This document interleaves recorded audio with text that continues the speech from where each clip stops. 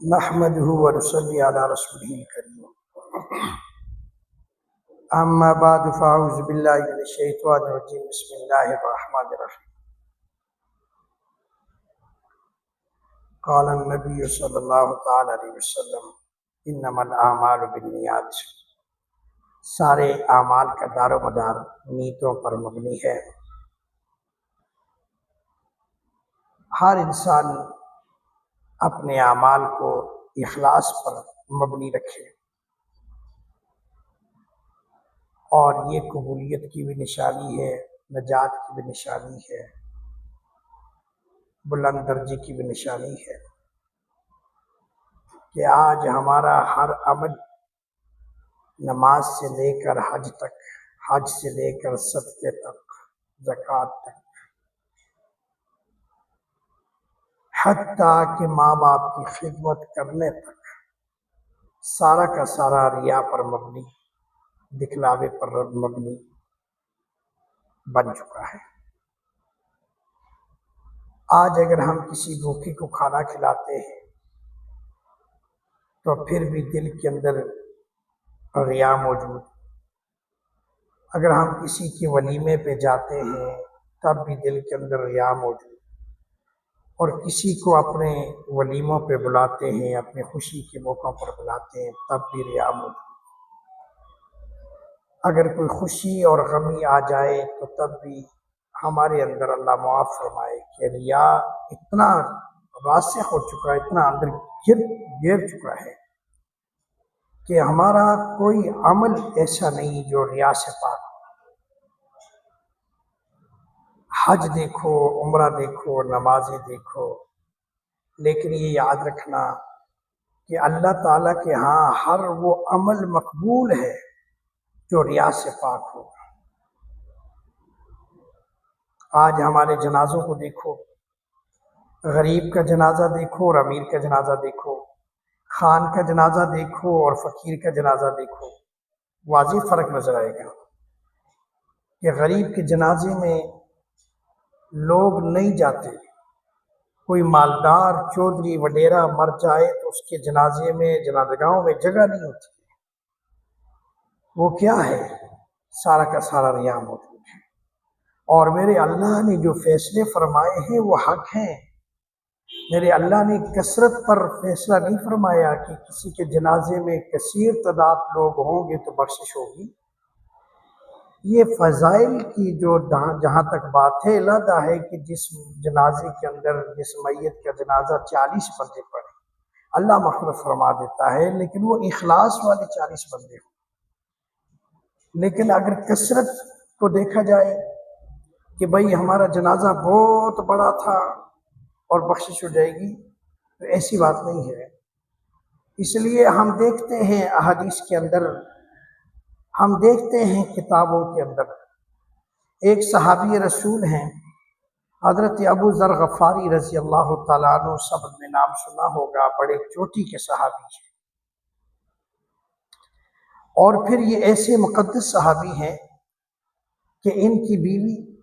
ازواج محترات کی خدمت کرنے والی، یعنی ان کی خادم، ان کی دیکھ بھال، ان کی خدمت کرنے والی، ان کی خدمت میں ہر وقت رہنے والی، اور ان کا بیٹا رسول اللہ صلی اللہ علیہ وسلم کی اونٹ چرانے میں شریک، یعنی اونٹ چرانے والا حضرت ابو ذر غفاری رضی اللہ تعالیٰ عنہ کا بیٹا تھا، یعنی نبی علیہ السلام کے جو اونٹ رکھے ہوتے تھے، جو اونٹ تھے، ان کی رکھوالی کرنا، ان کو چرانا، جنگل میں لے کے جانا، گھاس بھوسا ڈالنا، وہ حضرت ابو ذر غفاری رضی اللہ تعالیٰ عنہ کا بیٹا کرتا تھا۔ اور خود حضرت ابو ذر غفاری رضی اللہ تعالیٰ عنہ مسجد نبوی کی صفائی کیا کرتے، جھاڑو دیتے تھے مسجد میں، یعنی مسجد کی صفائی، مسجد میں جھاڑو، بیٹا نبی صلی اللہ علیہ وسلم کی خدمت میں، بیوی بھی نبی صلی اللہ علیہ وسلم کی ازواج محترات کی خدمت میں، تو کتنا مقدس صحابی ہے۔ اور پھر رسول اللہ صلی اللہ علیہ وسلم نے ارشاد فرمایا کہ آسمان سے نیچے زمین کے اوپر حضرت ابو ذر غفاری رضی اللہ تعالیٰ عنہ سے بڑا سچا کوئی، یعنی کہ ایک فضائل بیان فرمائے ہیں، فضیلت بیان فرمائی حضرت ابو ذر غفاری رضی اللہ تعالیٰ عنہ۔ اور اپنا حال یہ ہے حضرت ابو ذر غفاری رضی اللہ تعالیٰ عنہ کا کہ جب بیمار ہوئے اور موت قریب ہوئے تو اپنی بیوی سے کہنے لگے کہ میرے بارے میں کسی کو تکلیف مت دینا اور کسی کو میرے بارے میں کفن کی بھی تکلیف نہ دینا، بلکہ یہ جو میرا کمبل ہے، یہ میری چادر جو ہے، اس کو دھونا اور اس کو دھو کے رکھ دو اور یہی میرا کفن دے دینا اور کسی کو تکلیف نہ دینا، اور کوئی بھی راہ گزرا میرا جنازہ پڑھ دے۔ اور پھر وہی ہوا، حدیث کی کتابوں میں موجود ہے کہ حضرت ابو ذر غفاری رضی اللہ تعالیٰ عنہ کا انتقال ہوا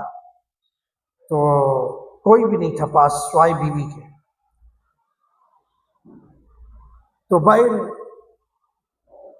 بیوی باہر نکلی، بڑی عمر کی تھی، تو باہر سے چند صحابہ جا رہے تھے، عبداللہ بن مسعود رضی اللہ تعالیٰ عنہ بھی ان میں موجود تھے، تو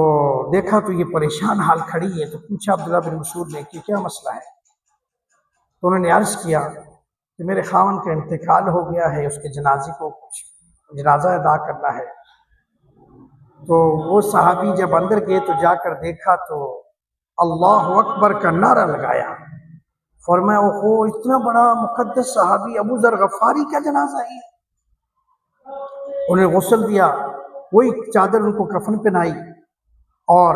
جنازہ اٹھایا گیا، جنازہ پڑھا گیا۔ تو جنازہ پڑھنے میں جو شریک صحابہ تھے وہ ٹوٹل ان کی تعداد تقریباً 5 کے قریب ہے، لیکن ہیں کتنے مقدس صحابی، مقام کتنا اللہ کے ہاں، اللہ کے حضور کے ہاں، لیکن جنازے میں صرف 5 صحابہ، 5 کی تعداد موجود ہے۔ تو میرے بزرگوں، میرے بھائیوں، یاد رکھنا، اگر آپ اپنے اعمال درست نہیں ہیں تو جنازہ کثیر کیوں نہ ہو، بخشش قسمت سی ہو، اس لیے اپنے اعمال کو درست کرو۔ حضرت ابو ذر غفاری رضی اللہ تعالیٰ عنہ وہ ہیں جنہیں میرے نبی نے جنتی ہونے کی بشارت دی، اور جنازے میں ٹوٹل 5 افراد شریک ہیں، اللہ کے ہاں بڑا اونچا مقام تھا ان کا۔ تو اس لیے اس بات پر ہم آج کل بڑے گھمنڈ کرتے ہیں کہ بھئی ہمارے جنازوں میں جو ہے بڑے لوگ آتے ہیں، کافی تعداد میں آتے ہیں، وہ آتے پتہ نہیں کس نیت سے، وہ کس نیت سے آتے ہیں کہ اگر میں نہ گیا تو یہ نہیں آئیں گے، اور یہ کل آئے تھے اور میں جا رہا ہوں، تو یہ نیت اخلاص والی تو نہیں ہوتی ہے نا، یہ تو ساری ریا پر مبنی ہے۔ تو اس لیے دعا کرو اللہ تعالیٰ ہم سب کو عمل صحیح نیت کے مطابق ادا کرنے کی توفیق عطا فرمائے۔